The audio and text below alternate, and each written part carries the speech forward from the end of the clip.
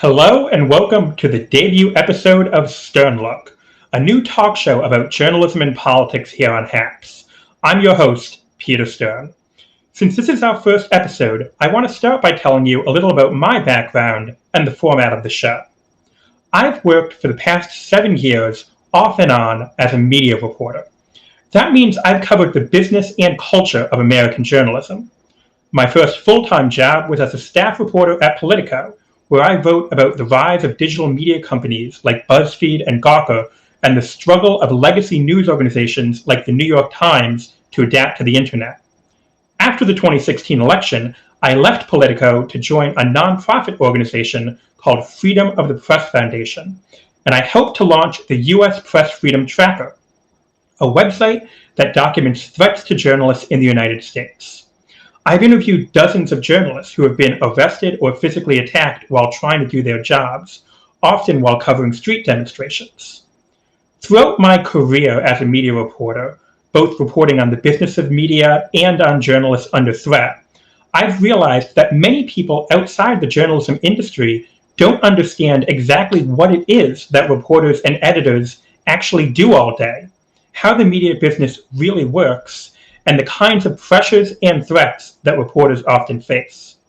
People in the industry come to learn distinctions that are not necessarily obvious to outsiders, like the difference between a staff reporter at a newspaper and a freelance columnist, or the difference between an off-the-record source and an anonymous source. My goal with Sterne Look is to help people get a fuller understanding of American journalism.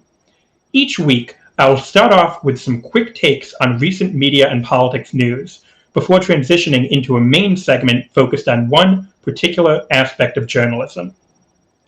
This week, the main topic I'll be taking a stern look at is White House reporting. I'll be joined by two professional journalists, Hunter Walker of Yahoo News and Ben Jacobs, previously of the Guardian newspaper. They have worked as White House correspondents during the Trump administration. And under the Trump administration, the White House daily briefing, which started under the Clinton administration, has been curtailed as Trump has taken to bypassing the press and trying to speak directly to his audience over Twitter. Through different press secretaries under the Trump administration, the White House briefing has gone back and forth. Sometimes it's been a daily briefing, other times it's been suspended for years at a time. We'll start off by talking with Ben Jacobs, who has been covering the Trump administration since Trump was a candidate in 2015, and who worked as a White House correspondent in, I believe, 2016 and 2017. Is that correct, Ben? It's 2017, 2018. 2017, 2018, since Trump was inaugurated in 2017. So first off, Ben, can you tell me what is it like covering the Trump administration, and what was it like to be a White House correspondent?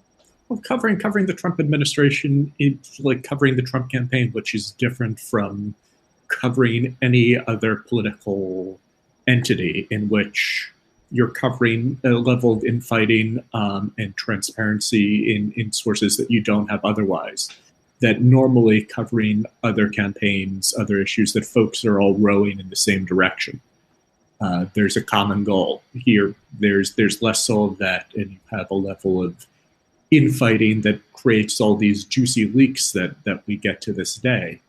But it's also indicative of a lack of stability and policy unity as well. And covering the White House itself is not terribly glamorous. It is one of the least appetizing spaces you can ever be in. The White House briefing room itself is a converted swimming pool, and there's very limited office space within the White House. That there's sort of tiny booths for TV networks and a handful of desks. But for the most part, the White House is not really a place to work. And it's a very sort of crammed, claustrophobic space that lacks absolutely any and all glamour. That as you have to go back and forth to do anything, to leave the premises through security, and staying in it's squeezing in a tight space where there is any space for the options is to eat would be vending machine tuna fish. So what do White House correspondents do all day? Do they just hang out in the briefing room? What do they do if there is no briefing or when a briefing is over? Well, that when their briefing is over, that they're not there. That the traditional sort of run of folks to the White House would be for a press briefing. If you want to go back to the most traditional part of the Trump administration, which was 2017, and it's still sort of strange to view the Sean Spicer era as a model of traditional values, that you'd have your roughly daily briefing to people, run in and run out, because otherwise there's not much to do there unless you're going in and meeting with folks in the building. Doing that, then you're otherwise dealing with having phone conversations, sourcing conversations elsewhere, and that there's no obvious reason to be in the space, in the brief room space, unless you have some desk space there, you have a place to work, because there is no place to work. And it's not like Capitol Hill where everyone's easy and accessible, that there's an entirely different process to talk to folks. So it seems like what most people see of White House reporting is the briefing. You have reporters in the briefing room asking questions of the press secretary. Sometimes the press secretary is hostile towards the reporters. It's a kind of theater. We've seen it parodied on Saturday Night Live. But what about the parts of the job that most people don't see? Like, other than the theater, what is it actually like to be a White House correspondent? You spoke earlier about reporters going and interviewing people. Like, are there a lot of off-the-record conversations with the press secretary or other people in the press secretary's office? Do people kind of wander the halls of the White House looking for people to interview? How does that work? There's less of the ability to wander the halls, that at some point there's sort of deep space accessible to reporters without being shot by Secret Service, is divided into what's called lower press and upper press. Upper press is sort of more senior press officials, and lower press is more junior.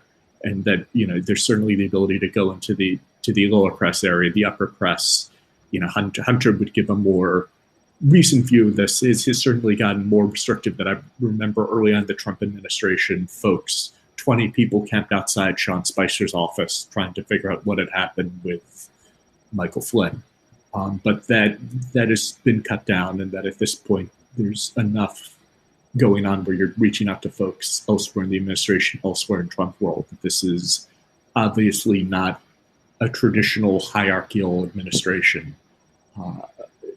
And it's an entirely different set of organizing. Can you speak to what you mean about the idea of a traditional hierarchical administration? I mean, I think like sort of your classic administration would be, the Clinton administration when the White House daily televised press briefing started, then the Obama administration, and probably the Biden administration, where you have a professional press operation that is maybe trying to advance the president's interests and stay on the same page. And to certainly folks advancing their own interests, in sort of the level of infighting and sort of gratuitous insanity you can get oftentimes in the Trump administrations, where folks are at each other's throats all the time. And that it's sort of the much more sort of boring traditional idea of what an administration looks like and what happens, which is significantly less transparent, that you don't have situations in which you suddenly, have to ask people to comment on tweets from the president that they've never seen before, comments that it's a much more boring, banal sort of situation, which, certainly makes reporters' jobs in some ways easier, but also makes it much duller as well.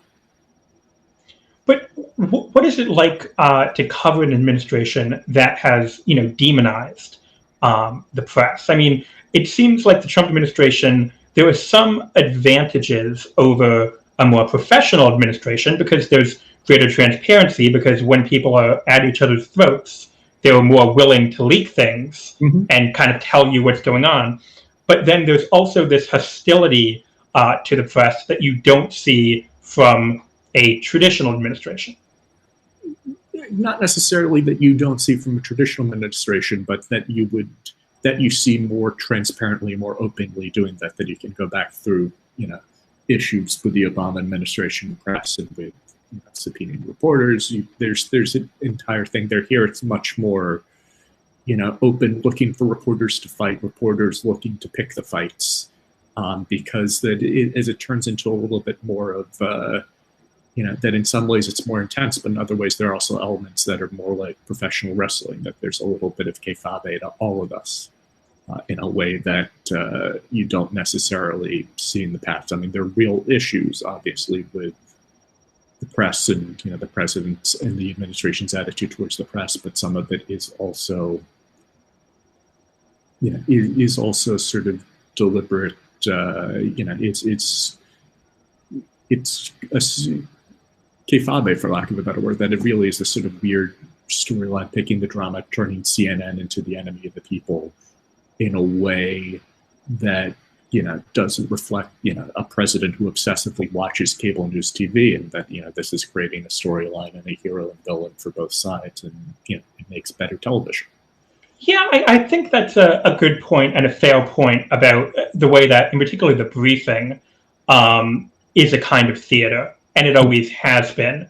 But there are also real effects of the president's hostility to the media. And I don't just mean, him inciting people to attack the press, but it seems like the Trump administration has actually taken steps to try to prevent reporters that they don't like from covering the White House, which is unusual. I mean, traditionally, it seems like journalists themselves have governed who is able to cover the White House through the White House Correspondents Association. Yes. So can you speak to both how reporters generally get credentials to cover the White House, and also how the Trump administration has tried to abuse that process to get rid of reporters they don't like?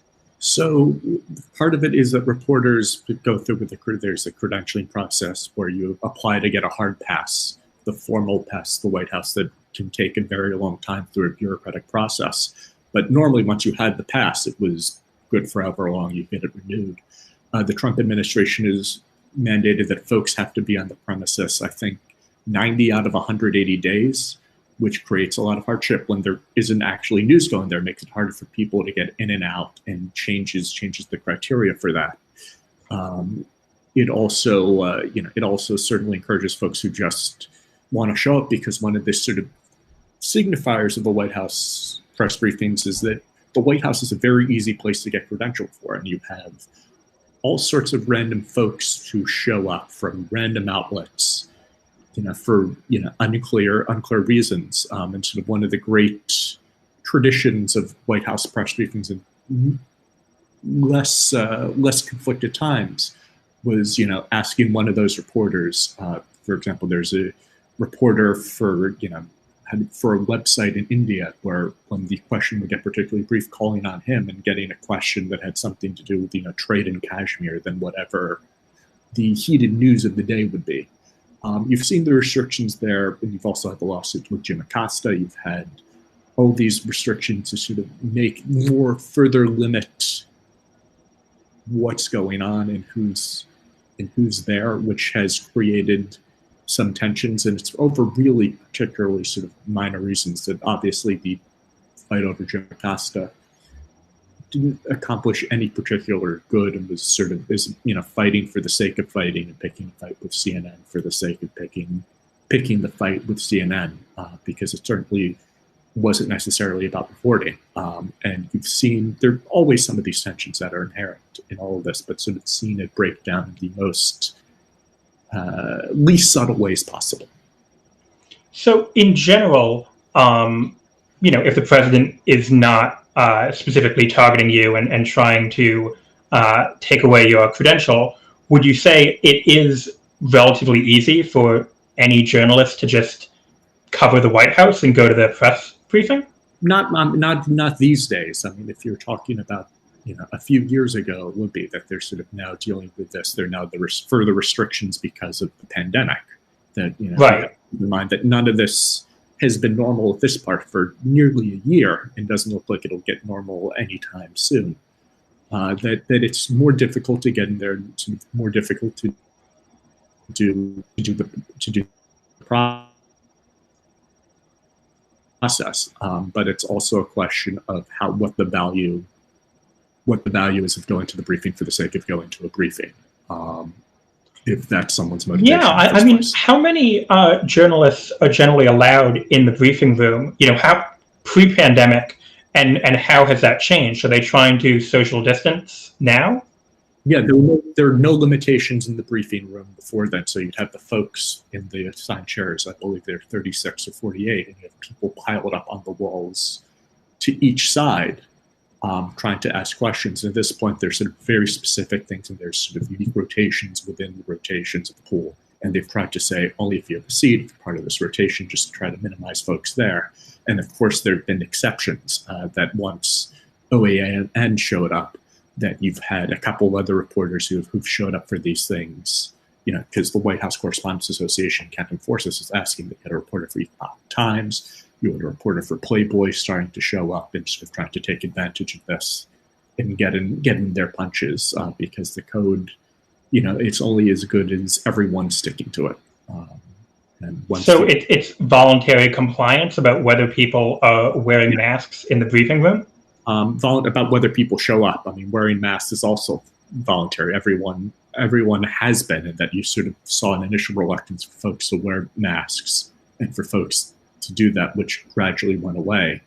Though you still had, folks take off their masks when they're asking questions and folks doing that. But there's no official enforcement policy other than, with OAN, they lost their ability to rotate into one of the chairs, which doesn't particularly matter much in the short term when you're allowed to show up whenever you want with permission. Well, and I think that brings up another good point about how the Trump era press briefing and White House correspondents have changed from previous eras, which is that I know you talked before that about how people from relatively small or obscure publications have always been able to attend the White House briefing. It's not that difficult to get a press credential. But it seems like under the Trump administration, there's been a rise in people from, I guess, right-wing conspiracy sites or very pro-Trump sites that are not necessarily journalists attending the White House press briefing and getting called on by the president and asking him questions that are designed to glorify him. You've seen this with OANN, the One American News Network. You've also seen it with, real conspiracy sites like the Gateway Pundit. Mm-hmm. Well, yeah, and Gateway Pundit, I don't know if they've shown up recently. They had a moment where they showed up very early on, which was sort of as much about trolling. And I think it stood up because these folks have always been there, that you can think back to early in the Trump's first press conference in the East Room, where he took a question from a 19-year-old blogger from New Jersey. That there's always been folks who are not traditionally in those mix there, but it's become much clearer during the pandemic where the access has been reduced. And, folks from papers like the New York Times or the Washington Post aren't necessarily going to actually be able to be there every day, but you have OAN there showing up every day, and that it stands out when they're sort of getting unique treatment, not sort of abiding by the code. And they would have had some access to it anyway. But that when you're 1 in 12 rather than 1 in 100, that stands out. And I think the pandemic has created this new space in which these outlets who are not playing by the same rules as everyone else are using that to take advantage of things. And that's partly because the White House Correspondents Association, this sort of voluntary group that regulates the White House correspondents, has asked people not to physically attend the briefings? Yes, they've asked that, trying to minimize who's attending and who's going there. Don't go into the White House unless you have to attend it when there's a briefing. There's a rotation for whose day it is, so that, outlets have their opportunities within that, so that, people are excluded. but there's limited opportunity there. And the White House Correspondents Association is voluntary. It's sort of voluntary compliance, and you've seen some of this in terms of even how the briefing is done, going back to the beginning when traditionally the first question of the briefing was to the AP.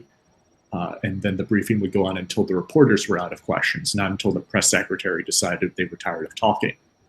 And that there's it shifted more and more to this being something that's being dictated by the administration press shop, rather than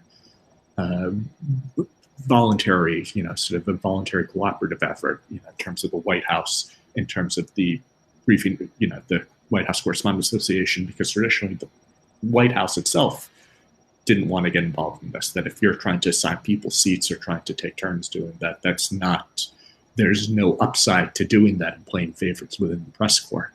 And that's at least... Yeah, it seems like traditionally the White House, did not want to interfere with what the journalists were doing, because they valued this idea of journalistic independence. The journalists should be able to decide who gets to go to the White House press briefing. But the Trump administration has tried to influence it because they don't care about journalistic independence. Well, it's not just, I think, caring about that, but whether it was worth their time or whether it was worth their effort too. That getting to this level of nitty-gritty, that you didn't have previous presidents of both parties spending, significant portions of the day watching cable news. That it's not just about journalistic independence, but is this the fight that you want to pick? Is this an investment of your time that's worth expending the energy? That George W. Bush or Bill Clinton, Barack Obama, they had other fish to fry. This was right. It wasn't like the press secretary was the most important person in the administration in previous administrations. They were not the one person that the president really paid attention to. That if you go back into past administrations, it's hard to name most White House press secretaries. That the average person, that if you back the long-serving White House press secretary Marlon Fitzwater, has the name ID, 1,000 people. There was polling at one point in 2017 where Sean Spicer had higher name ID than Elizabeth Warren. That in the fact that you can now name these people in the White House, that people know, Sean Spicer is going to be forever a celebrity in the way that any other White House press secretary isn't. Right. Changes the dynamics, and the same thing with Sarah Sanders, with Kayleigh McEnany, that these are folks who are as much cable news talking heads as sort of actual press officials. All right. Now, I want to go and talk to Hunter, who has been patiently waiting. Hunter, thank you for joining us. Now, you are currently, I see you've got the wine. You are currently a White House correspondent for Yahoo News, right? That is correct. Last I checked. Okay. Yeah, well, I mean, it probably I haven't heard changed, from my editor in a couple hours. Let's not tempt fate here, Peter. And when was the last time you went to the White House press briefing room? Because as Ben said, the White House Correspondents Association has encouraged people not to attend the briefings. Right. So I can tell you exactly. The last day that I was in the White House was November 20th. And that was the day that Mike Pence came in for what was ostensibly a coronavirus task force briefing. Ben is totally right. It's gotten very complicated. We are trying to implement social distancing. So normally I would be at the White House a couple times a week, but I'm now part of a complex internal rotation where basically one of the seats in the briefing room, I am one of the reporters who needs to occupy it, in an alphabetical order, depending on when the briefing was. So this slot was mine. And the last time I was there before that was November 4th, the day after the election. And I was the pooler that day. So that's another rotation that I'm on.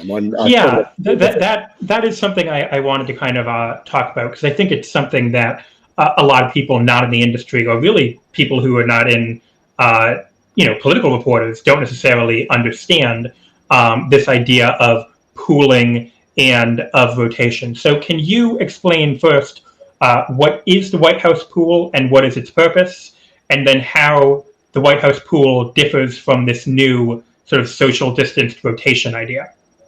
So there are multiple White House pools. That's the first thing. I am part of the print pool as a writer for a website. There's also a television pool, a radio pool, a wire pool, because each different medium has its own needs and priorities for what they're getting from the White House.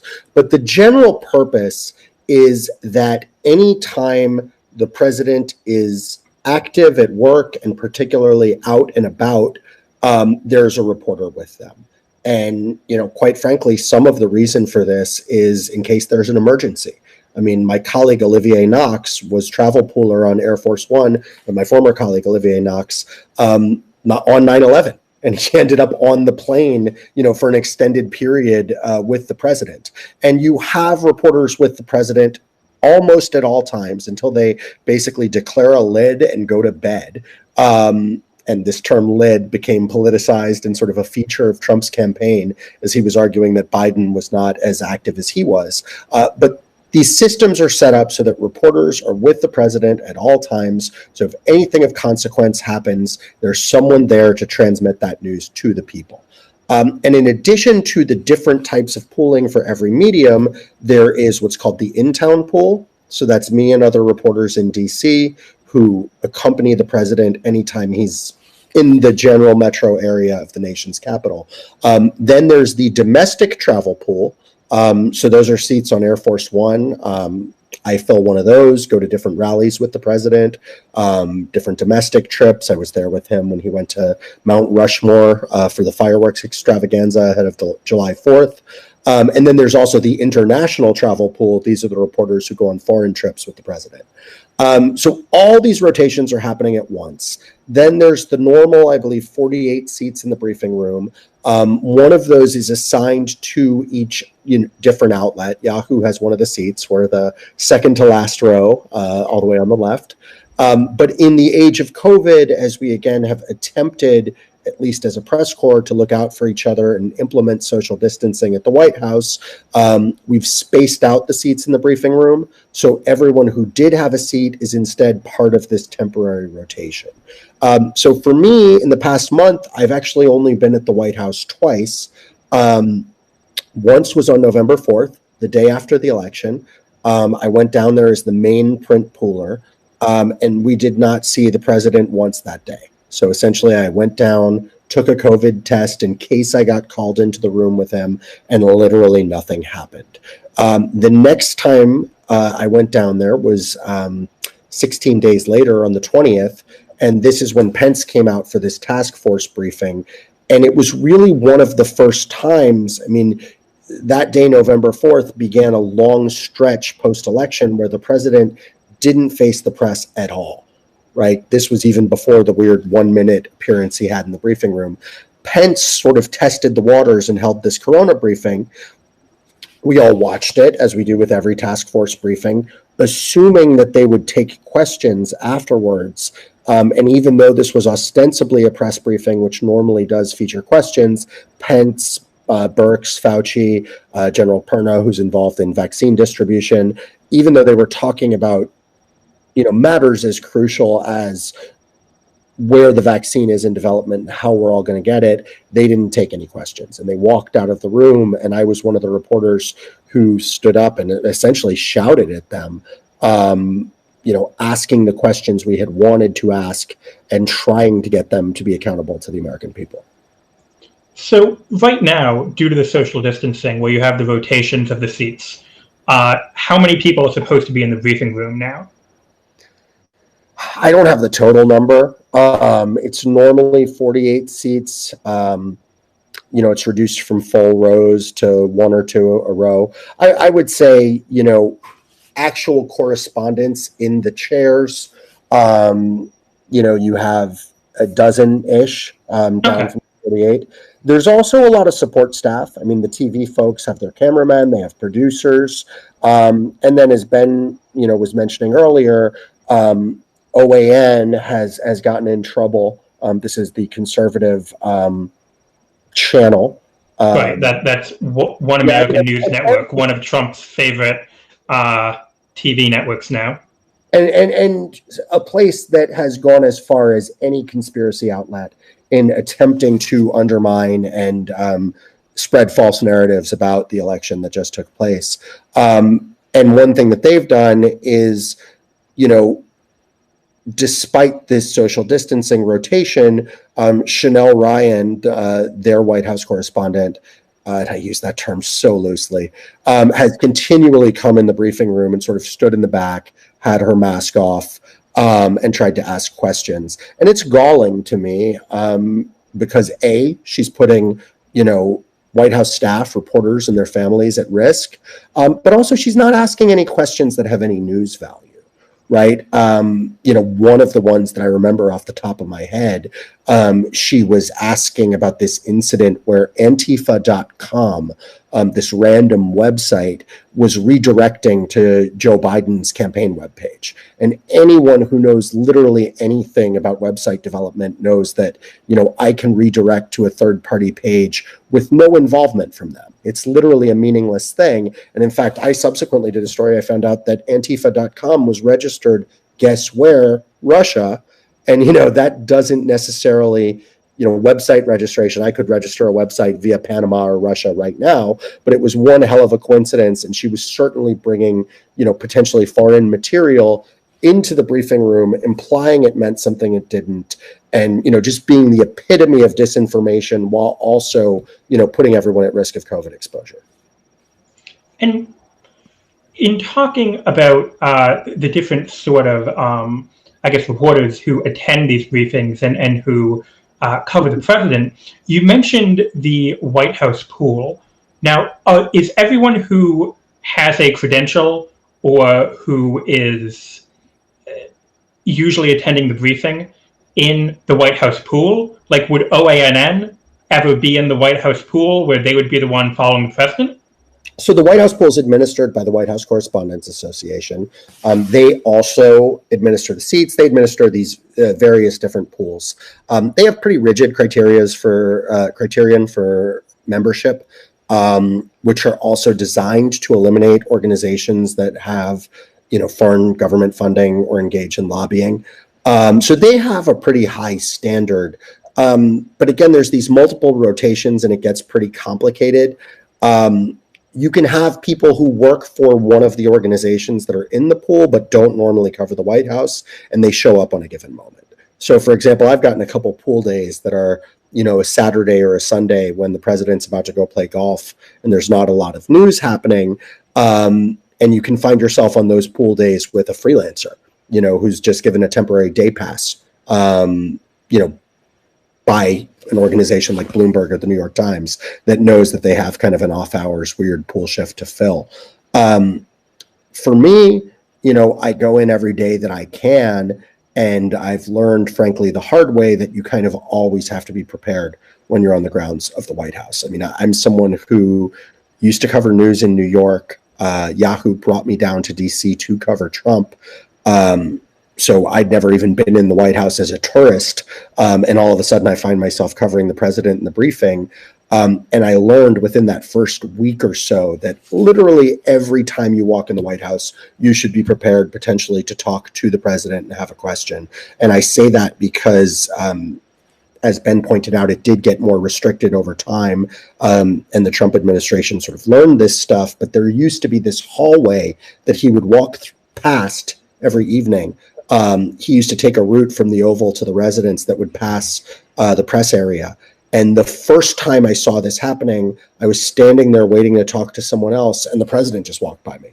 And I hadn't really mentally prepared for that, even though I knew sort of what my questions for the day were. And all I could blurt out was, "Hello, Mr. President."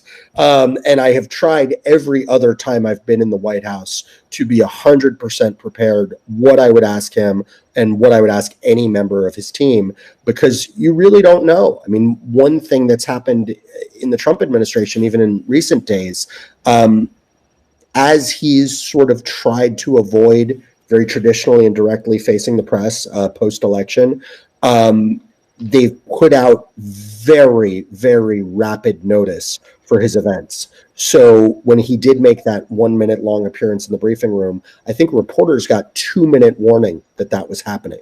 So that meant that like whoever was on the rotation for that given day wasn't necessarily in place at the White House or in the briefing room and couldn't necessarily get there. So you really do always have to be on your toes, particularly when your position is up in one of these rotations. And so can you talk a little about, I guess this is sort of relevant, this idea of, being in the White House when the president might just walk past you and you'd have to ask him a question, or when other people who are in the news and in the administration, walk past you. What is it like to be a White House correspondent outside of briefing? How do you approach people? How do you try to ask people, both, principals like the president and lower level staffers, what is going on? What is all the stuff that ordinary people don't see that goes into White House reporting? Well, first, let's understand, what press access at the White House means. And one thing that didn't come up before is, to get on the White House complex, and it is a complex that includes, the East Wing, which is largely the residence and sort of the ceremonial entertaining quarters, the office of the First Lady. There's then the West Wing, which actually includes the Oval Office and is sort of the business end of the White House. And actually, I always point this out when family and friends visit DC, that building with the columns, the sort of iconic White House, that's the East Wing. The actual West Wing is kind of the low-lying building that's next door to it. And the press briefing room is kind of the little connector between the two. It is, as Ben said, in what used to be the pool, which is where the name the press pool comes from. The complex also includes the Eisenhower Executive Office Building, the old Executive Office Building, which is, the main headquarters for the vice president, although he does have an office in the West Wing, but it's also where the bulk of the executive branch staff are located. So if you have a White House pass, and there are multiple levels to that, you can have a dedicated hard pass. I do have one of those. That means that, right now, if I wanted to go to the White House, I would run downtown, swipe in, I have it hanging there. I don't need to give them any notice. I'm ready to go. Other reporters can apply to get a single day pass or a 6-month pass. And I think that's more what Ben was alluding to. Those have been going out for a long time to a wide range of outlets. And as much as I might criticize something like OAN, I think, it is a good thing for our country, for the media generally, that a large number of people have traditionally been able to access the White House. It is the people's house after all, and we like people to have access to it. So that being said, when you're there in a given day, you're able to access this upper and lower press that Ben was talking about. If you're pool, you might be brought into the Oval or where the president is. If you're not pool, basically you can hang out on the yard, sort of on the I believe it is the north lawn of the White House. You can sit in the briefing room. If you have workspace there, you can sit in your workspace. But you're not really getting a ton of time to interact with people unless you have those chance encounters. The bulk of my work actually occurs right here at my desk in my house, because I'm just calling sources all the time. They don't necessarily want to speak to me while I'm at the White House. In fact, the work days often go very late because they don't even want to talk during work hours. You're basically going to the White House when you have a specific meeting with someone, when you're covering an event like pool or the briefing, or really are looking for someone to pigeonhole when they won't answer your calls. But the bulk of our work, I would say, occurs, during off-campus meetings and phone calls. And can you talk more about what it is like to be a pooler? Like, what exactly does that entail? I mean, we have this idea. I actually did not know that the White House press pool was named the pool because it used to be in a swimming pool.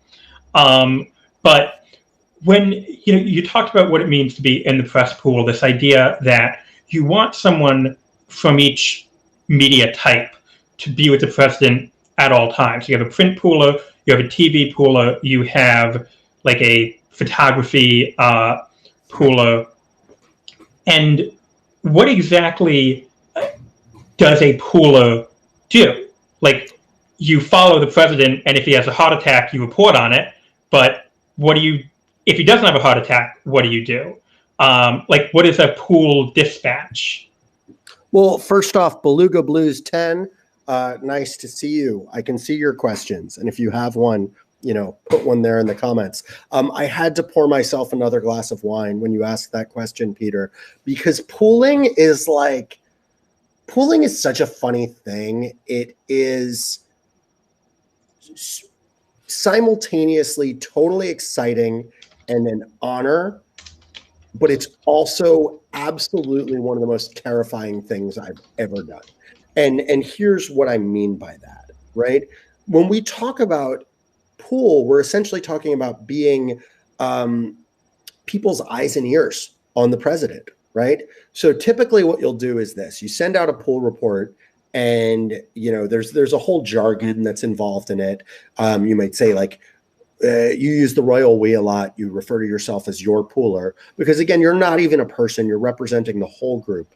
And I should note, I have no experience with radio, wire, or TV pools. So I don't know what their reports look like. They need to send out different materials, including in the case of radio, what they're largely sending out, I believe, is just like raw audio of any time someone speaks. For the print pooler, you basically say, I've arrived at the White House. They give you a call time the night before. You let people know when you're there.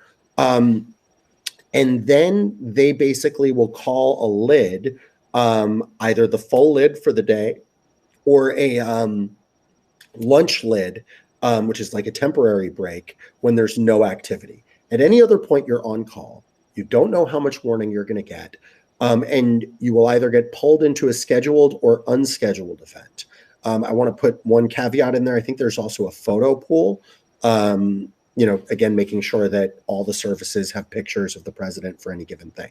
But, it's a lot of hurry up and wait. It's almost like being a fireman, right? Like, you're sort of sitting there all day. If nothing's on the schedule, you might have a day like I did November 4th, where you go in, you say, I got here in the morning. And then at the end of the day, you call a lid and nothing happened. Or you might have a day where, especially with President Trump, I mean, one thing about him, as he curtailed the briefing, as he held less sort of traditional press conferences for long stretches of his administration, there was one level in which he was far more transparent than any prior president. And that was direct engagement with reporters. He had these sort of freewheeling things where he would just take questions. I think most famously on the South Lawn, whenever he was leaving for Marine One, we knew he would walk by and he might talk to the entire crush of reporters. And that was open to anyone who was in the White House that day. Or he might sort of hold forth its pool sprays. So that's kind of like what everyone saw the other day when he was kind of behind that tiny desk. That was the diplomatic room where he typically signs bills and and when they bring you in for a ceremony like that, or an executive order signing in the Oval Office, in Trump's case, he would afterwards kind of open the floor up to questions from the pool. And no other president did that.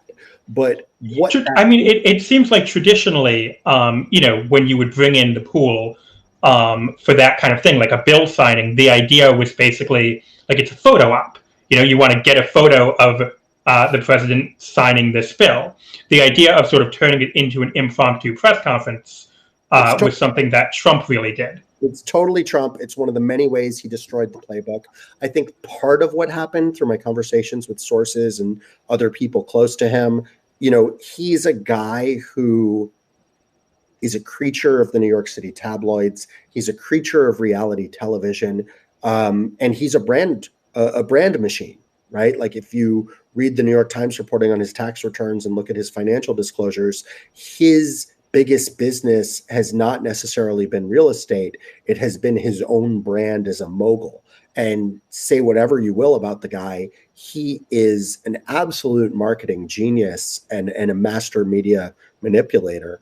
And I think particularly early on, he was frustrated with his press secretaries. They were getting bad reviews, and he felt like, you know what? I am my own best salesman. And so on Twitter and in these kind of freewheeling events, he sought to speak directly to the people, even if that was antagonistic with the press. And getting back to what I was starting with, the idea that pool is both exciting and terrifying. I mean, first off, no matter what happens there, whether it's COVID exposure or any of the negative things that can come with it, I feel like the day I am not excited and honored to walk into the White House, I need to quit my job.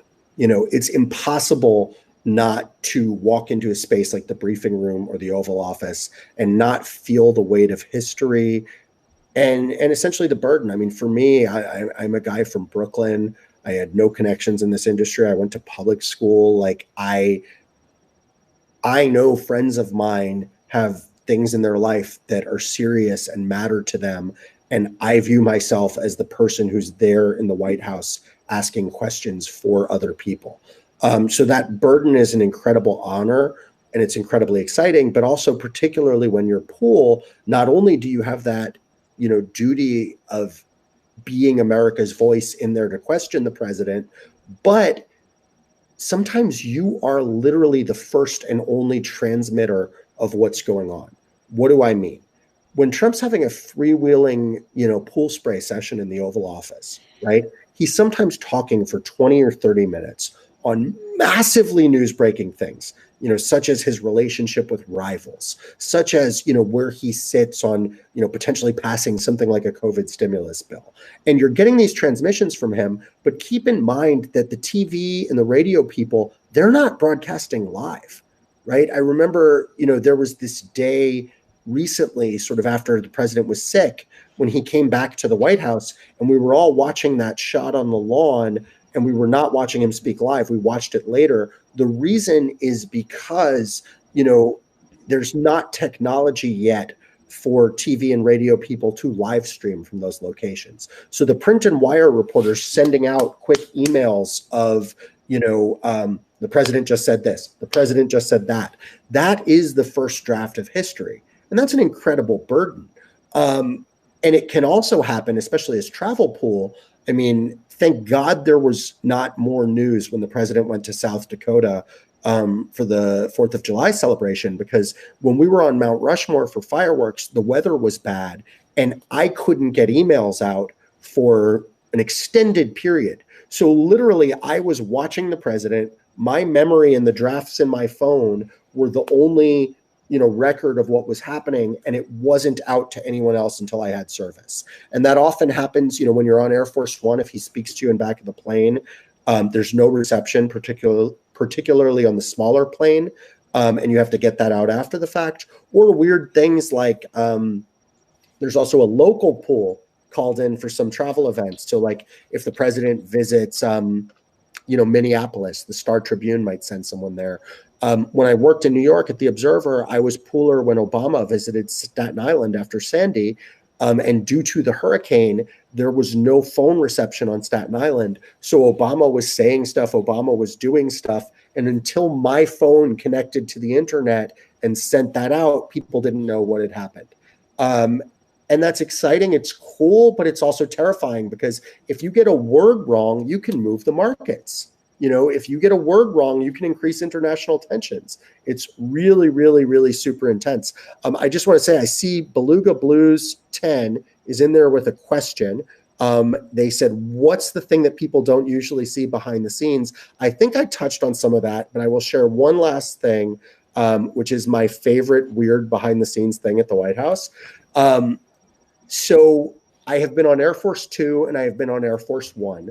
And when you go on these trips with the president or vice president, and I never did this pre-Trump administration, so I only know about Trump and Pence, but what they tend to do is when they are boarding the plane, either at Andrews here near DC or, at an airport around the country where they've traveled to, they walk, they salute the Marines at the base of the steps, and then they walk up the steps to board Air Force One. And when they do this, they dramatically wave. And I have come to realize that they do this even when absolutely no one is there. Sometimes they just wave at no one, and it's just so the cameras can get that picture of them boarding the plane and waving as though a large crowd is sending them off. And, I would say the majority of times the airport's pretty much deserted and they are just photo opping and waving at nothing. So I hope that was a good one for you, Beluga Blues 10. All right. Thank you so much, Hunter. I want to bring Ben back. I want to talk to both of you about your experience covering the White House, and especially sort of the differences that you've noticed. Because one thing that I think is interesting is, Hunter, you are currently a White House correspondent. As you said, you've been the print pooler. You are very much you're a member of the White House Correspondents Association. You're very much someone who is sort of, a White House correspondent. Whereas, Ben, you've continued to cover the White House and the Trump administration, but you've done so not really as someone in the briefing room or on the pool. So I'm interested in understanding what it's like to report on the White House if, you don't really have that access and you're just relying on calling up sources.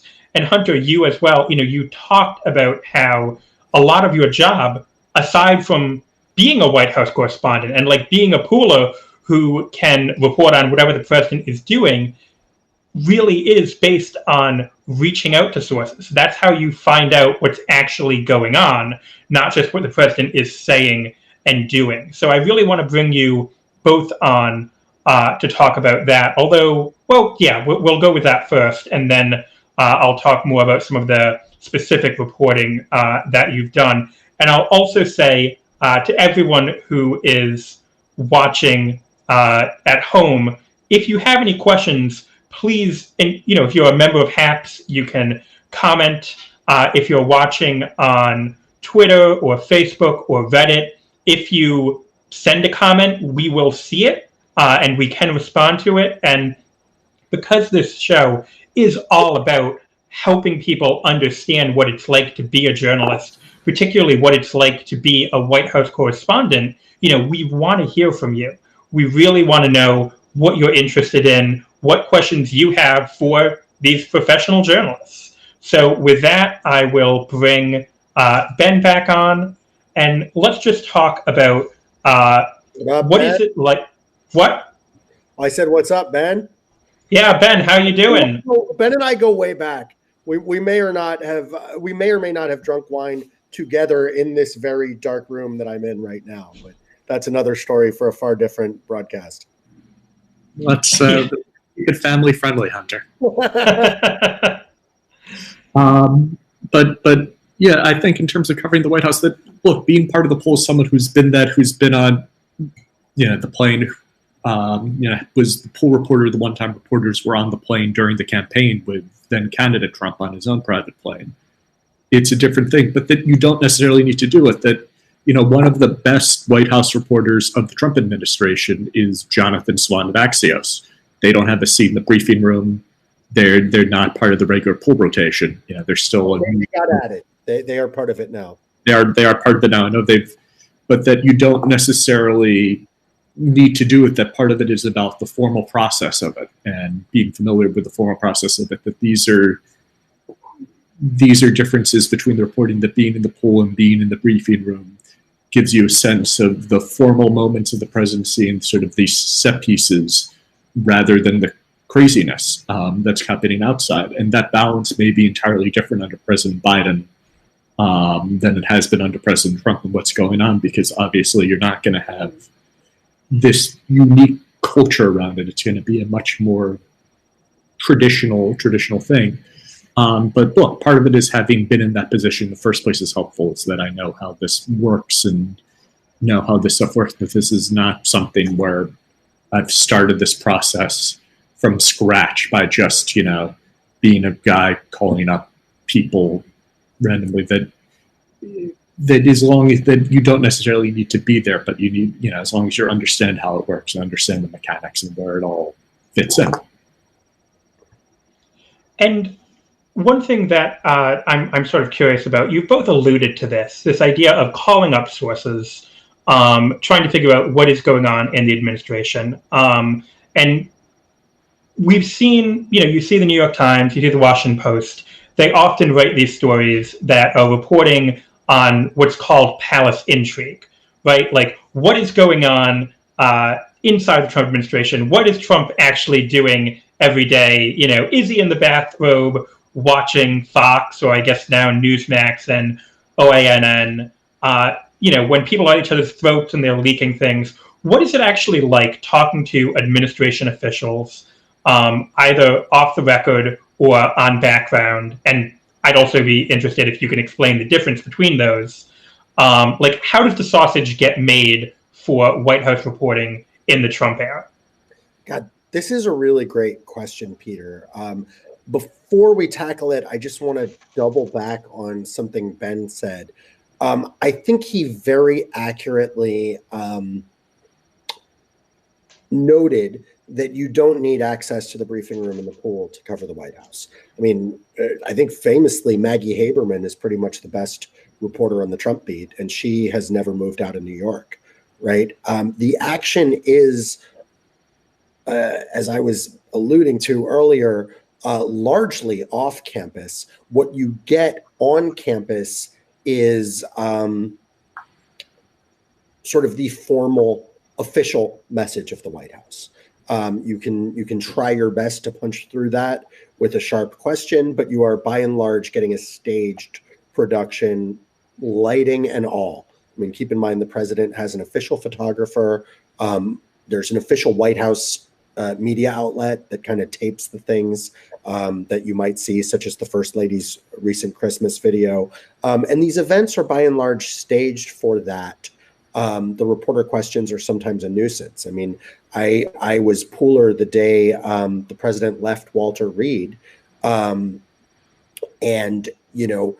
basically they staged movie studio lamps outside of the hospital and clearly had this plan to film a whole video of him kind of walking out of the hospital and triumphantly returning to the White House. I ended up, as he walked past us outside the White House, asking him if he was worried he'd been super spreading.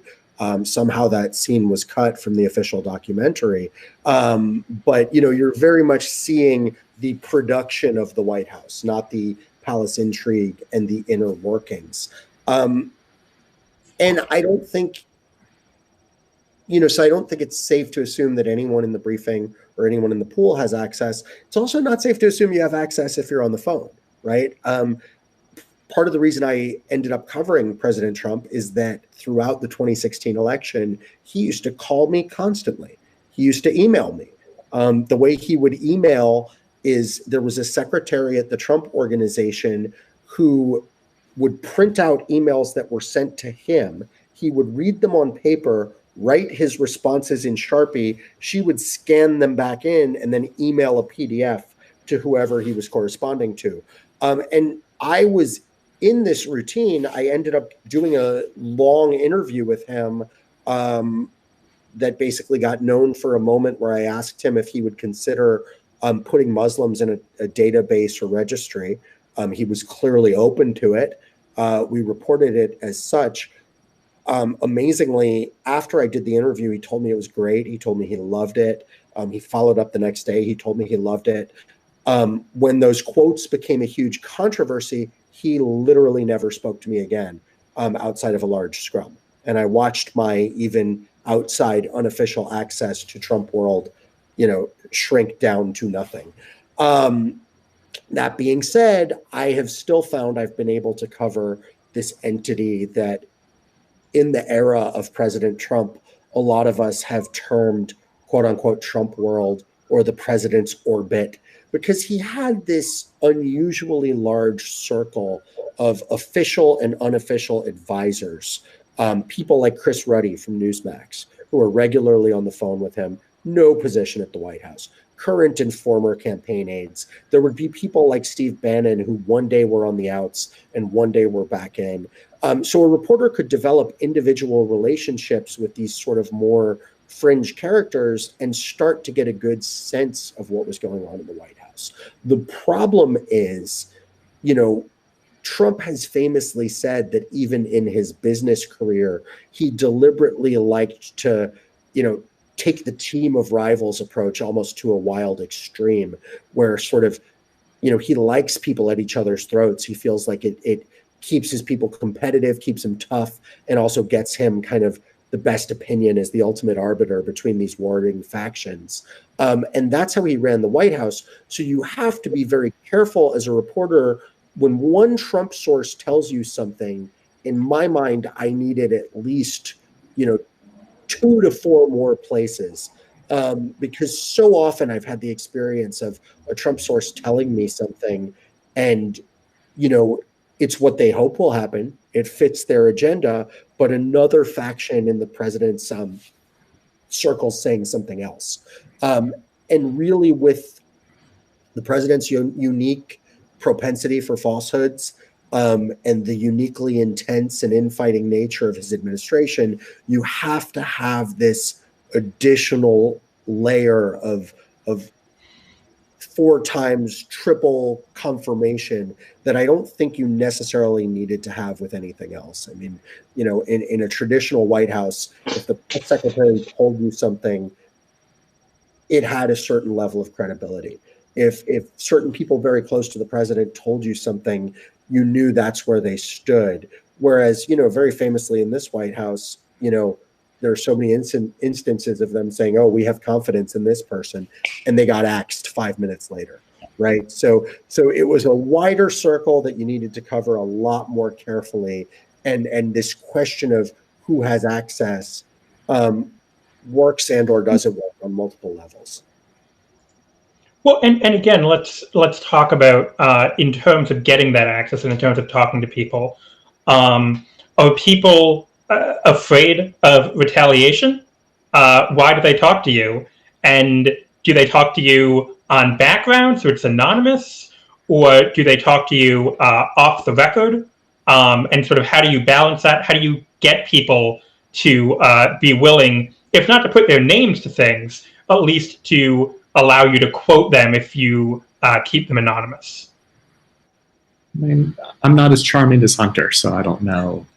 That has its own challenges, but I think folks obviously, look, we're also in a place where everyone's doing it, and I think folks who would have been reticent about talking to the press earlier in the administration now knows they don't have a choice, because look, this is an administration where the leaking is starting in the Oval Office, and working down. But this is very much by sort of a New York tabloid type of situation. That there's the difference between background and what the background is and what the attribution is in agreeing with someone, so that you are getting something that's appropriate there. And and that's the thing. Background would be a source familiar with Hunter Walker's kitchen, as opposed to off the record, which is something you can use. And once it's said off the record, you can't take the genie out of the bottle, but you certainly have the sense of knowing it, and you can't use it and trusting folks to be reliable that way, and how that works. But so in general, if someone agrees to tell you something, this is what's actually happening with the administration off the record, that's something that you can't report, but you can use, like, at least it, and you can try to find other people to confirm it. It informs what you're doing, and obviously depends on what their particular, if there's a question, certainly you get into the nuances of off the record and deep background and not for attribution type of stuff. But generally, it's hard to unring the bell, but it can be useful even if you're not using that. And there's sort of situations with this. This is hard to do without pointing to any examples, because then you violating that. And I see, what I would say, if I may jump in here, because I see my buddy Beluga Blues 10. I think we got 1,300 people in here, and Beluga Blues 10 is the only one coming in here with the questions, coming in with the fire. But something that really gets to the heart of this: how do we know sources are really real?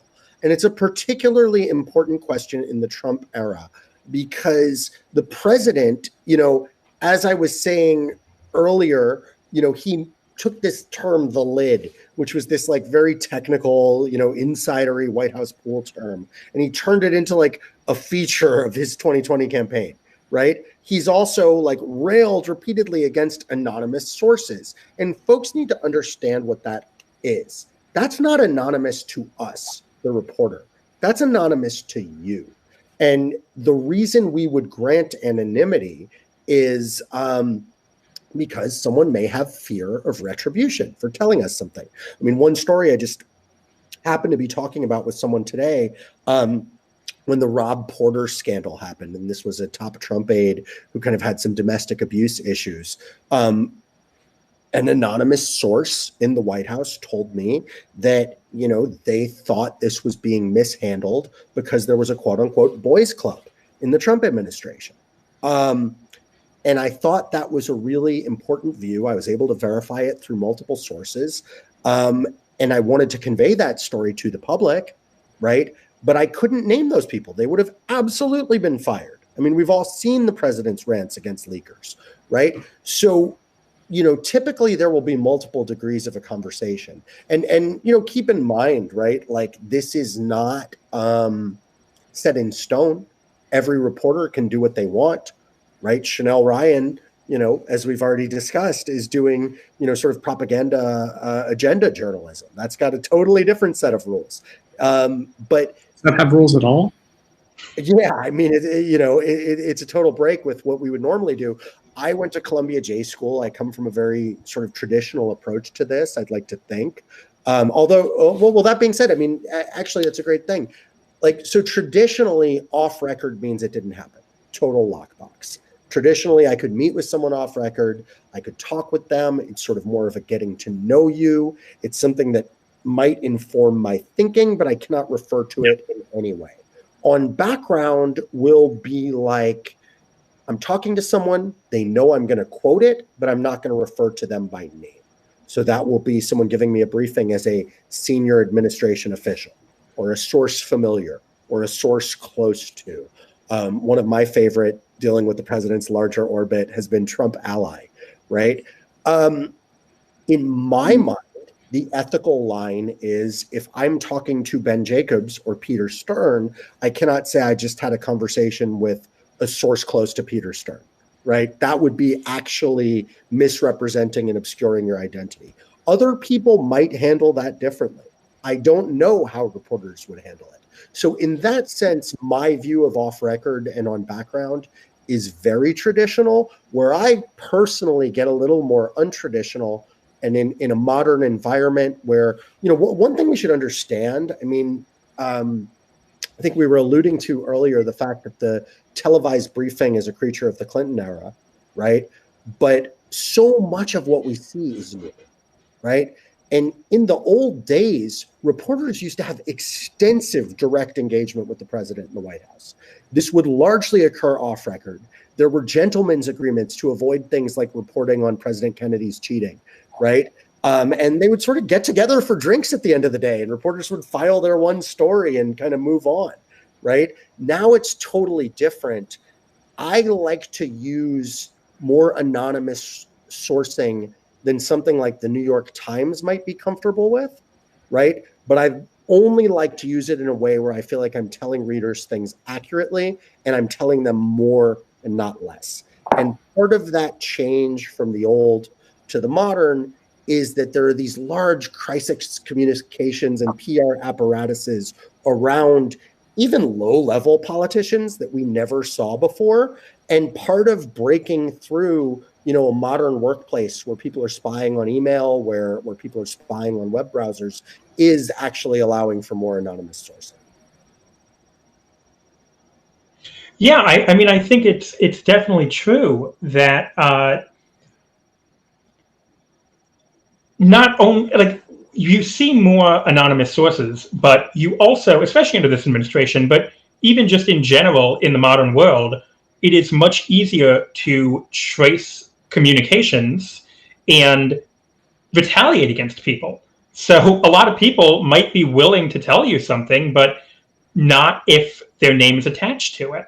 A lot of people might be willing to tell you something off the record, because they think that if you only hear it from them, it will get traced back to them. So they say something like, off the record, this is what happened. If you can hear it from 2 or 3 more sources, then you can report it. But you didn't just hear it from me. Like, there are all these different gradations. Hunter, did we lose you? Okay, Ben, I guess you're center stage now. I see we have more questions from Beluga. This, I think, is a great one if you want to take it. How do you anonymously cite anonymous? Anonymously cite, and I'm not sure if I follow that one. But well, I think to go back to what Hunter was saying, like, if you have an anonymous source, this is someone who is not anonymous to you. Are there cases in which you learn things from people who are genuinely anonymous to you? Like, do people ever email you and say, like, I've heard this, but I'm not going to tell you who I am? I've had people try to do that, but that's generally not something you believe. That's happened once or twice, but that's also something where, you know, if I don't know who you are, I can't trust you or verify any of that. That it's certainly something that's been. So generally speaking, if, you know, someone emails a reporter and says, you know, from like a fake email address, and they're like, I don't want to tell you who I am, but I can tell you this, that is not something that you would print. No, not in a million years. Is it something that you might ask other people who might be familiar? Yeah, I mean, potentially it might be worthwhile as a lead, depending on what it was and what was there. But you know, it's not. I'm not going to take nobody's word for it. You know, that I need to know what it is. And so again, in all the cases where, certainly you too, but I think we can generally say reporters in general who are covering the White House, when they say that something is according to sources who requested anonymity, that does not mean that they are unknown. They're 100% known. Right. So you know who is saying it, and you know if they're in a position to know what they're saying. Yes. You know, are they someone who is actually in the meeting? And then once you figure out, is this trustworthy, then you have kind of a separate conversation about how do we attribute this? Because maybe you would know that, you know, this person was in the meeting, so they must know what was said, but you can't actually say they were in the meeting because then they could be traced. Mm-hmm. That's right, and that's why they're weasel words. They're, you know, familiar with the meeting and so on and so forth. Yeah. And as Hunter said, you know, some journalists will go even farther and say, like, a person familiar with Trump's thinking when it's actually Trump. And that can be kind of misleading. I mean, it's hard to, you know, it's hard to argue many people are familiar with Trump's thinking besides Trump at this point. Well, that's true. But yeah, I think that's really important for people to understand, because I think a lot of people believe that if they don't know where it's coming from, that also means that the journalist doesn't know where it's coming from. When the truth is that, you know, you have to trust that the journalist is telling you the truth, that they spoke with someone, that they know who it is, that they've sort of done the work to confirm it. But it's not the case that the journalist is as in the dark as the readers. Yes. Yeah, I mean, and I'm sorry I ducked off for a second there. My colleague needed my attention. But is your colleague the dog? Yes, my colleague is a puggle. But you know, what I would say is that, for me at least, an anonymous source is never anonymous to me. I normally would have, particularly with Trump world, a lot of verification. The only time, there's literally only one time I've ever taken something single sourced. And it was not in the Trump administration. And it was a case where like a meeting had 4 people in it. And knowing that, I wrote around that. I tried to sort of establish that, this was single sourced, but it was a fact where the known universe was so tiny that I had to recognize I had 25% of the people who might have known it. Right. So that to me was an excuse to kind of relax my standards. Other things wouldn't be. Ben is absolutely right. I mean, sometimes I have an open tips box that I advertise on Twitter. I opened my DMs because I'm looking for tips. I have heard things from anonymous people who are sometimes directing me to things that I'm able to independently verify, ideally pointing me towards documents or tips.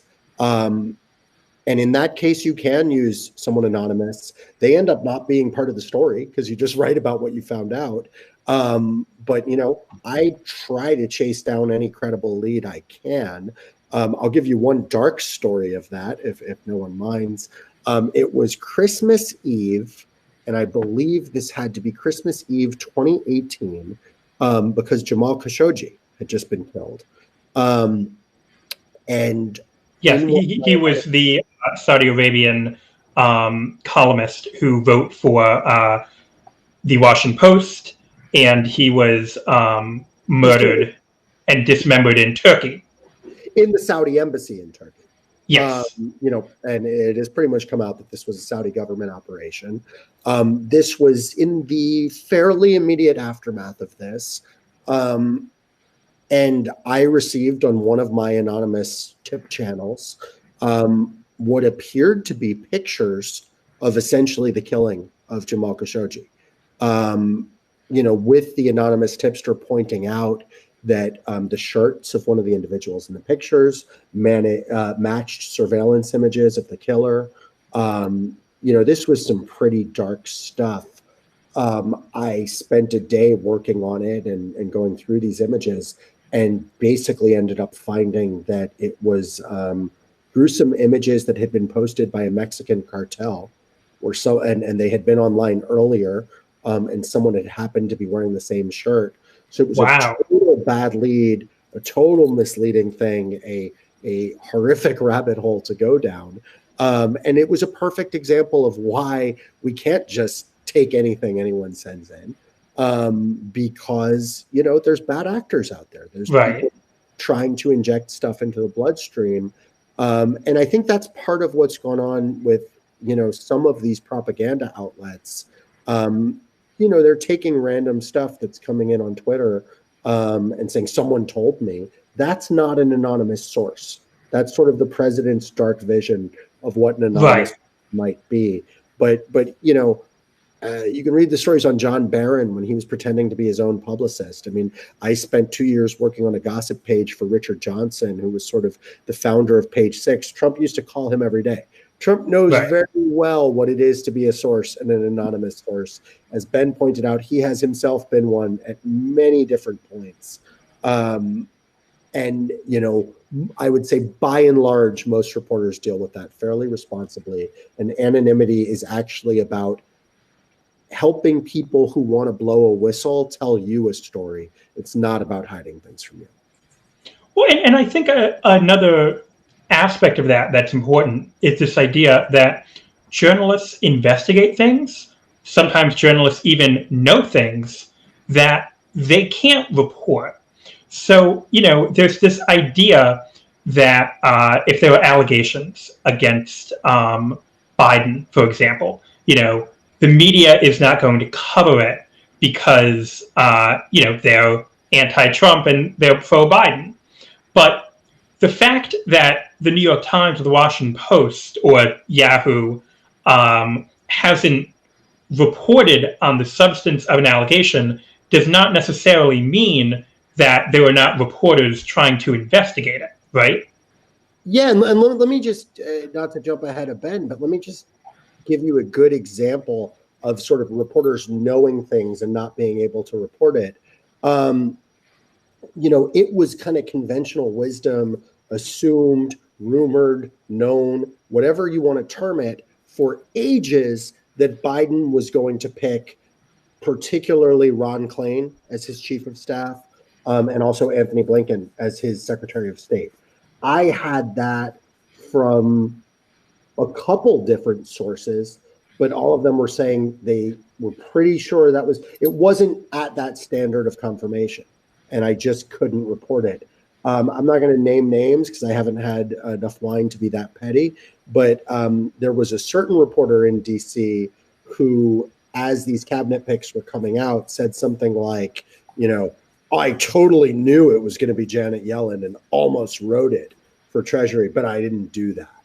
Right. And it's like, that's not how it works. Right. There's knowing the rumor, there's knowing something with a decent degree of certainty, but we really do ideally and hopefully maintain strong levels of confirmation, because that's about maintaining trust with, I alluded to this when I talked about going into the White House. Like, we're there for people, we're the eyes and ears of the public, and we need to really feel the burden of that and live up to it, ideally. But, to sort of play devil's advocate there, I think some people would say that the media is abdicating its responsibility to the public by not reporting on allegations. Is it a sort of censorship if you say, well, we don't know if this is true, so we're not going to report on it? Or does the public have a right to know, even if it can't be confirmed? I mean, this is something that, Trump's attorney, Rudy Giuliani, said about the Hunter Biden documents. He said, I don't know if it's true, but the American people have a right to know about it. Let me give you an example of that. It might be one that would even satisfy Rudy Giuliani, right? The Trump dossier, the dossier that was published by BuzzFeed, right? That wasn't verified to any traditional standard. In my mind, it shouldn't have been published, certainly not in raw form. Whatever news value they claimed was in it, you could have said, there's a document raking the rounds in DC with salacious rumors about Trump. And even official, BuzzFeed's justification was that John McCain had seen it. Basically, you could say even high-ranking lawmakers have seen this and are passing it among each other, but nothing's been proved. That would have been a better way to report on that than dumping it on the internet wholesale. Well, and I believe CNN did report on it that way, and then BuzzFeed published the whole thing. You're right. David Korn of Mother Jones was first to write about it. Others wrote about it more carefully, and then they just sort of dumped it in the interest of basically saying, people are talking about this in DC, that makes it news, and people need to know about these allegations. But the reality is, we have some due process in America. And there are legal constraints to journalism of defamation and other things. We're sort of bound to that due process, and not every allegation deserves to be floated. I mean, there are aspects of that dossier that to this day are unproven. There are aspects of it that were fully disproven, and they still went into the discourse because people just sort of floated out raw, unconfirmed allegations. And that's personally, I like to err on the side of disclosure. I like to get people as much info as I can, but I want to make sure there's a quality to it as well. All right. And now, obviously, it's been almost an hour and a half, so I don't want to keep you guys for too long. I know you have important work covering the White House, but I do want to ask you sort of, and I think this was a question we got a little while ago, and Hunter, I believe you've written an article about this, and it's a question on a lot of people's minds, which is, how are things going to change under Biden? Because in some ways, I mean, assuming Biden takes power in January, which seems likely, but, it's a Trump administration, so who the hell knows? But assuming that we do have a Biden administration and we have more of that professional kind of press operation that you saw under especially Obama and to a lesser extent Clinton and George W. Bush, what is it going to be like covering the Biden administration? How will it be different from covering the Trump administration, will we have less transparency? Will it be easier to figure out what's going on, at least at briefing, since people won't be contradicting one another? Just personally, are you planning to remain like a pooler and a White House correspondent during the Biden administration, Hunter? I mean, I would say for now, definitely. I mean, certainly, I think in these times, like who knows what's next for any of us, but I am starting to cover the transition, and I look forward to continue covering Joe Biden. I did do this story with my colleague Brittany Shepard, who covered him on the trail and is sort of joining me in White House coverage, where we looked at how Joe Biden's media operation is going to be different from Trump's. And this was done before he named his press team, but we did, through that kind of sourcing that we were all talking about, sort of have some of the names of who would be involved in that. He ultimately named this all-woman press team, which is, definitely a clear signal from him, and an unprecedented level of diversity on that front. So on the surface level, it's different in that way. In the substantive level, as we were discussing before, there's sort of multiple levels to White House transparency. And when it comes to the briefing, Biden is clearly going to be more transparent than Trump. As Peter and others were saying, Trump got rid of the briefing and press conferences for long stretches. Biden's team has committed to bringing back the briefing. As I was saying, there used to be these freewheeling direct engagements with the president. I do not think that's going to happen under Joe Biden. For that piece, I talked to David Axelrod, who was a senior advisor in the Obama White House. He's about as plugged in as it gets in, Obama-Biden world. And when I asked if Biden would be if we should expect Biden to be holding forth in the Oval and letting reporters toss him questions on the lawn, Axelrod said, and this is a direct quote, "Not a chance, not a chance, not a chance." Biden, he's prone to misstatements, to put it mildly. His campaign has really been guarded both against leaks and at points against access with him. And I think that is going to continue in the Oval. And you will see more of what Ben was talking about, that sort of formal, orchestrated White House presence, rather than, the president letting loose on Twitter and letting loose in his office.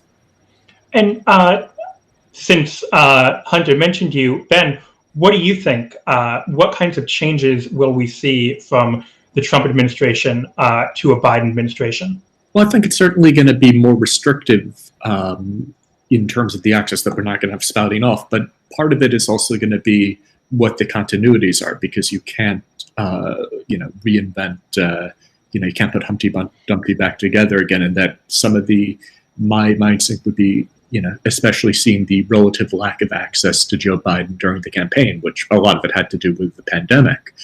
But I think a lot of that is likely to continue, that we'll have a much more sort of efficient messaging operation with even less informal access to the president, and frankly, likely less formal access to the president too. That, of course, Trump was very happy to do some of these sit-down interviews that proved memorable with reporters, and that we'll probably see even less than that, and that there's a tendency going back to the Obama administration of having this in-house White House messaging operation, which we saw with him doing, creating a White House blog, White House photographer. That I think what we're end up going to see is seeing something even more restrictive, but without the chaos rather, in the anarchy of the Trump administration. That this is going to be the sort of restrictive access of the Trump administration without the wackiness. And what about, and this is really a question for both of you, or I guess I should say all four of you, because the dog, that's the fourth one, that's the joke. So what about in terms of doing this kind of not reporting on the briefing, not doing the pooling, but trying to get people to tell you things off the record or on background. Do you think we'll see less of those kind of palace intrigue stories? Yes, I mean, you saw less of the palace intrigue stories in the Biden campaign. That you look at the campaign as the model. That in a lot of ways, the Trump campaign was a model for what the Trump White House would be. And it's safe to say that the Biden campaign is likely to be a model for what the Biden White House would be, that people don't change their managerial skills, their attitudes for the press, that it tends to be a lot of continuity. And I think we'll see less palace intrigue stories, not just because there's less palace intrigue, but that's not the accepted way of dealing with palace intrigue when there is palace intrigue.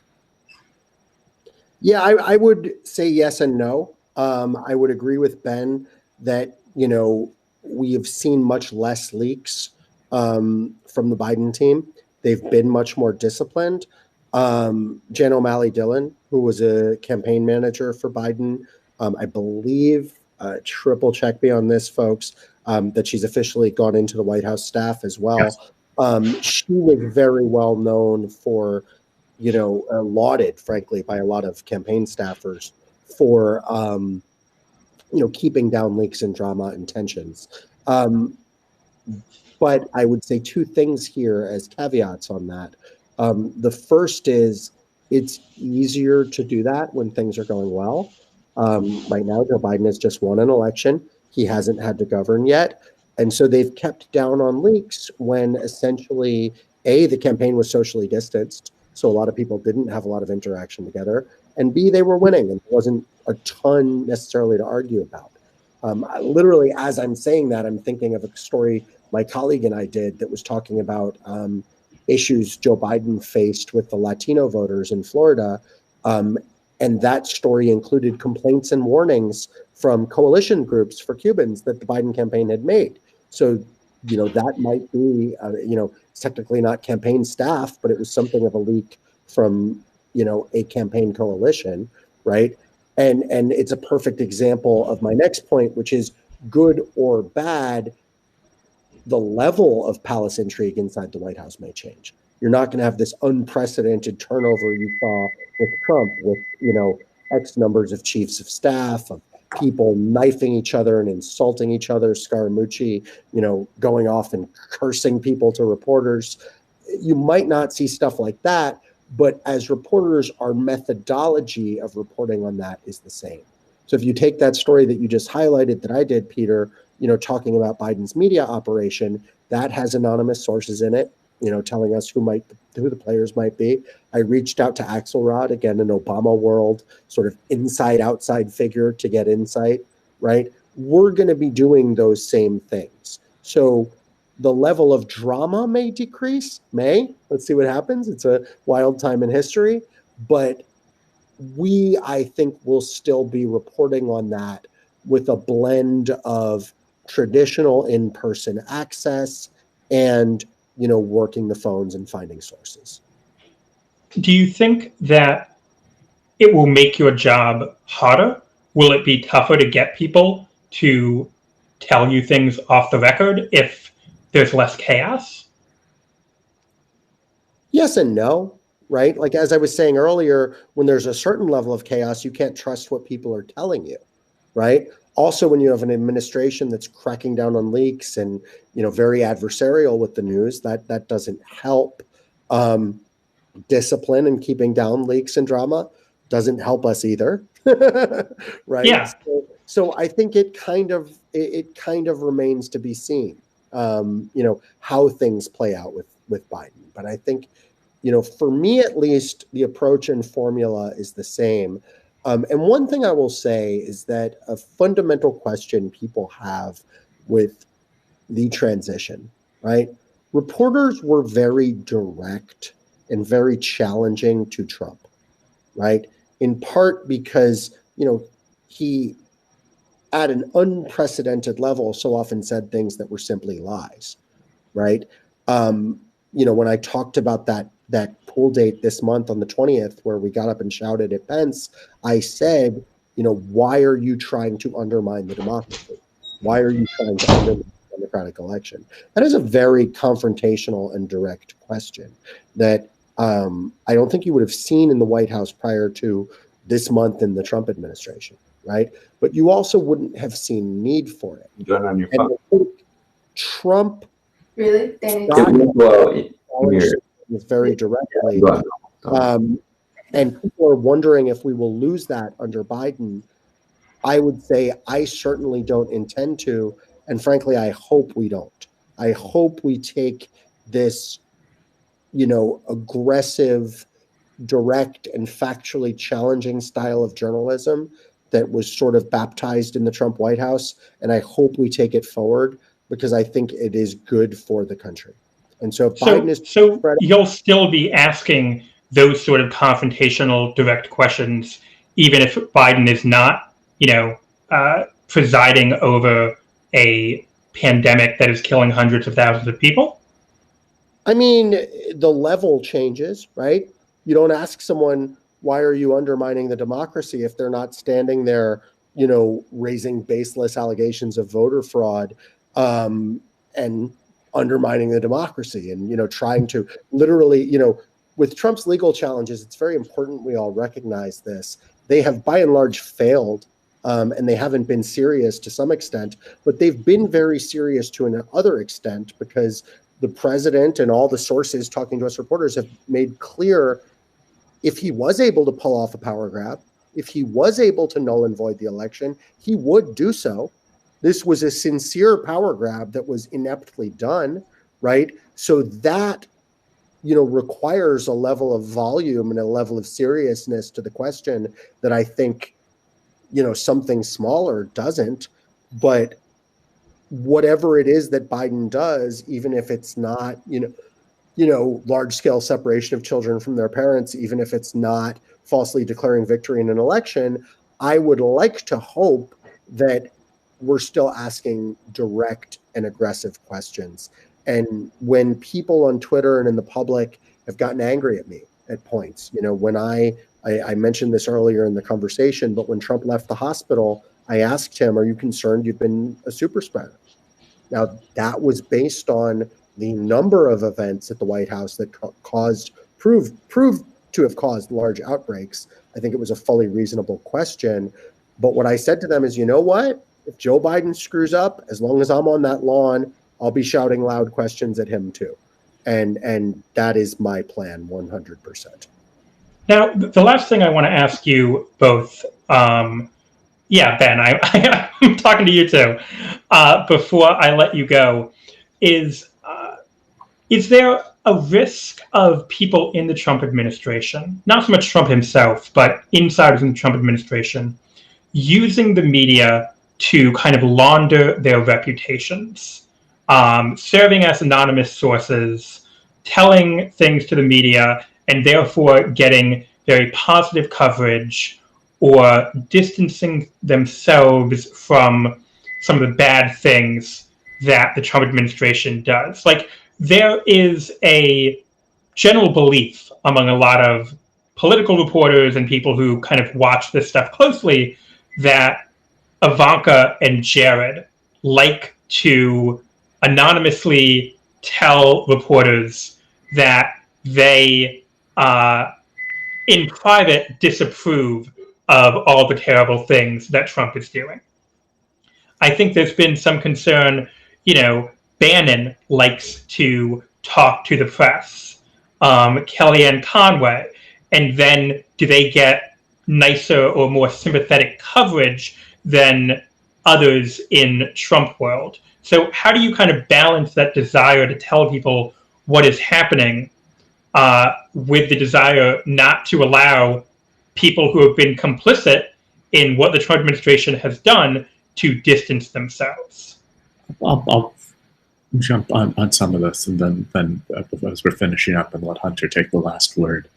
And just before you start, Ben, I will once again remind everyone that if you have any questions for Ben and Hunter, two professional White House reporters, now is the time to ask them. If you're on Hacks, put them in the chat. If you're on Reddit or Twitter or Facebook, reply to the video. We really want all your questions.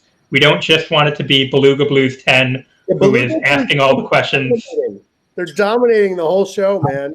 Yeah, I just would note that the people you named aren't exactly models of, laudatory press coverage that no one's having. There's not going to be a parade in Ivanka Trump's honor, or Steve Bannon has his own issues right now. That to the extent some of this, I feel like this is all sort of folks getting themselves worked up with their own bigger questions and own bigger concerns about how they think folks are going. But I think everyone has to do their job, and the coverage tends to reflect the facts on the ground. That that you can't tell the story that you're the secret resistance hero, and you're not at the end of the day. That these things you can't keep that type of hustle going for 4 years. And I don't think of anyone who's done that. I think almost the counterexample of this is the Miles Taylor, the anonymous whistleblower came forward, who has been repeatedly attacked for his role with family separation at DHS, and that even someone who's openly coming forward saying I oppose this is still bearing fair and accurate having to account for their actions within the administration and what they've done. So I don't think that's particularly a concern, and I think there's none of these folks are going to have particularly parades in their honor, and they all have had issues with what's going on. And obviously everyone tries to manipulate press coverage to some extent or another, even not manipulating it as a form of manipulation. But I think everyone, I don't think this sort of thing is going to make much of a difference at the end of the day, and everyone just does their jobs. And Hunter, what do you think? I mean, to one extent, Ben took the words out of my mouth with Miles Taylor. I think that's a great example of someone who maybe tried to do something like this. And it didn't work, but on the other hand, I think that book sold pretty well. So they certainly enriched themselves in one level. Listen, I always tell people and tell my sources that they're better off talking to me. And let me tell you, we got 1,400 people here in the HAPS broadcast studio. If you work in government, you should absolutely talk to me and tell me your deepest feelings and secrets. It is and talk to Ben. And sometimes talk to Ben, but talk to me first. And the reason you should do that is because, I do maintain that off-record thing. If I say it's off-record, it is. If I say it's on background, it is. And it's impossible for a reporter to understand your perspective or to put it in a story if you don't talk to us at all. On the other hand, there are limits to that, right? And, I can't laud you for something that's not laudable. I can just maybe hint at your rationale, right? Or you turned to the Ivanka and Jared example, and I certainly think people close to them, people, on their staff or friends and allies of theirs have tried to manage coverage for them. I mean, but for me personally, what I'm trying to say is that a lot of times when I see folks on Twitter very confidently asserting how they think a story took place or guessing about a source, the times I've known the real source, 9 times out of 10, those people are wrong. And it's really easy for everyone to feel like an armchair expert. But frankly, like with Jared and Ivanka, if they called me personally to push something, I wouldn't be able to say sources close to Jared. So I'm not really, I don't think it works exactly as the Twitterati thinks it does. And I'll give one last example of this. I recently broke the story that the Trump campaign was laying off people, even as the president was maintaining that the election was very much ongoing and that he was still fighting it. The Trump campaign did speak to me on background, campaign sources, and they made the case that this was just sort of normal turnover. There is normal turnover after the campaign. I think the story was probably better for them injecting that point in there further than I might have on my own, but it still didn't undermine the central tenet. Like, you can say this is normal turnover, but due to the president's unprecedented refusal to concede, this is not a normal campaign. And those layoffs that might be normal another time undermined that. right? So I think that central issue and message still got across to people, even though I reached out to them and gave them fair space and did let them say, hey, we see this turnover as normal. And one final thing about sort of the limits of sources who talk to reporters.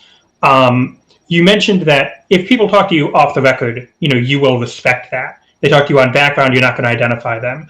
But are there limits to that? If someone lies to you off the record, will you burn that source? I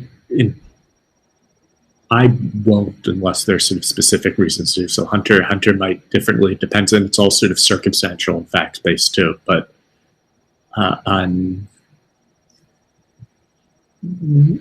not unwilling to do it if it's dependent. Yeah, but it's all circumstantial, and it's all sort of based on what it is and what it is. Hunter, I gets the feeling may just go straight to being nuclear.